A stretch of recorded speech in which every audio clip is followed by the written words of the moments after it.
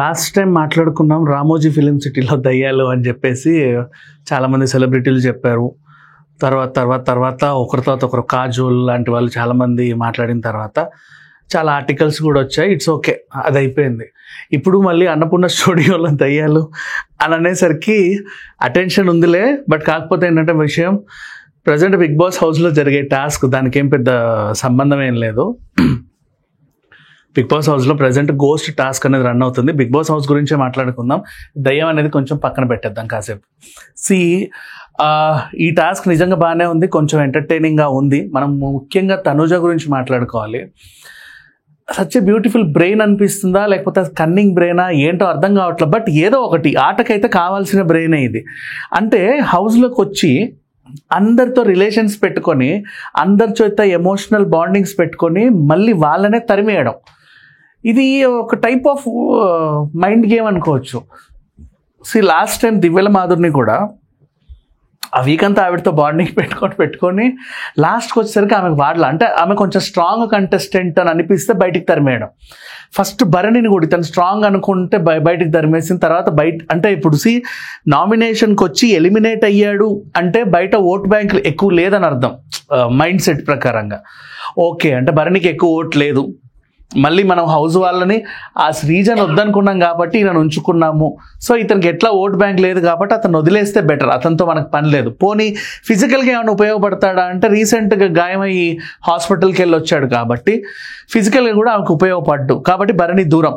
Next దివ్యల మాదిరి అంటావా, ఇక అంటే ఎప్పుడు ప్రోమోస్లో కనిపించే వ్యక్తులకి మైలేజ్ ఎక్కువ వస్తుంది, రోజు ఏదో ఒకటి అరుస్తా ఉండేవాళ్ళని.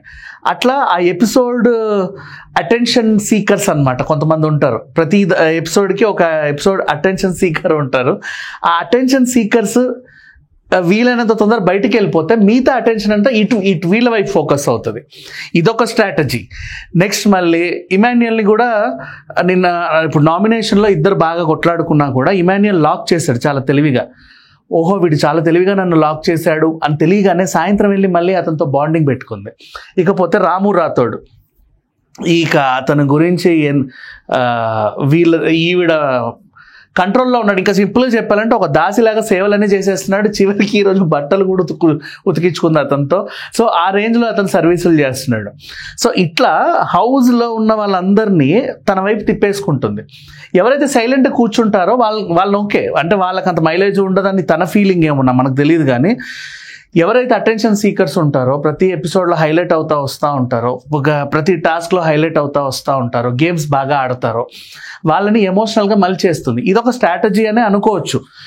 ఇన్నాళ్ళు మళ్ళీ ఓటింగ్లలో చూస్తే టాప్ అలా అవుతా ఉంది. అది ఫేక్ ఓటింగ్ అని కొంతమంది, నార్మల్ ఓటింగ్ అని కొంతమంది అన్నారు. కానీ ఇట్స్ ఓకే, ఏదో ఒకటి ఓటింగే కదా, టాప్లో వెళ్తుంది. లీస్ట్లో మాత్రం అసలు ఉండట్లా. ఇదేంటి అని అనుకునే టైంలో చాలామందిని ఎలిమినేట్ చేస్తూనే ఉన్నారు. బట్ ప్రజెంట్ ఇప్పుడు చివరిగా వెళ్ళిపోయేది ఎవరు అంటే అయితే రాము రాథోడ్ వెళ్ళాలి, లేకపోతే సాయి శ్రీనివాస్ వెళ్ళాలి. సాయి శ్రీనివాస్ అన్న ఏదో ఒక డైలాగ్ కోసం అయినా సరే మాట్లాడుతున్నాడేమో, కానీ రాము రాథోడ్ జస్ట్ తిరగడమే పని. మొన్న నాగార్జున గారు చూపించినప్పుడు అటు ఇటు వాళ్ళందరి దగ్గర తిరుగుతూ ఉన్నాడు కదా, అట్లా ఉన్నాడు ఈ అబ్బాయి. సో అంటే కొంచెం సింపతి కోసం ఆమెకు సేవలు చేయడమో ఇది ఏదో ఉందిలే.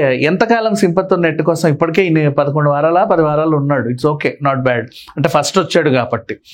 సో వైల్డ్ కార్డ్ నుంచి వచ్చిన శ్రీనివాస్ని మళ్ళీ పంపే అవకాశం ఉందేమో అనిపిస్తుంది. లేదా ఓటింగ్ ప్రకారం అంటే ఇద్దరు అలాగే ఉన్నారులే, ఒక దగ్గర కొంచెం అటు కొంచెం ఇటు కొంచెం అటు కొంచెం ఇటు. హాట్స్టార్ ఓట్లు మనకు చెప్పరు కాబట్టి ప్రైవేట్ సైట్స్ కొన్ని ఉన్నాయి, 3 ప్రధానంగా ఉన్నాయి. వాటిల్లో చూసుకుంటే మాత్రం లీస్ట్లో ఇతనే ఉన్నాడు. సో తను వెళ్ళిపోయే అవకాశం అయితే ఎక్కువ కనపడతా ఉంది. అండ్ ఈ సీజన్ ఏంటో చప్పగా స్టార్ట్ అయ్యి మధ్యలో అలేఖ్య చిట్టిని దివ్యల మాధుర్ని కలుపుకునేసరికి అట్లా వెళ్ళిపోయి మళ్ళీ వాళ్ళని ఎలిమినేట్ చేయడంతోనూ మళ్ళీ కొంచెం ఏదో సంపాదించుకొని ఓ రకంగా సాగుతూ ఉంది. ఇప్పటికీ కూడా ఈ సీజన్ ఏంటో నాకు పూర్తిగా అర్థం కాలే కాబట్టి ఎక్కువ వీడియోలు చేయలేకపోతున్నాం. వీలైనంత తొందరగా దీన్ని అర్థం చేసుకొని మళ్ళీ మాట్లాడుకుందాం. Thank you so much.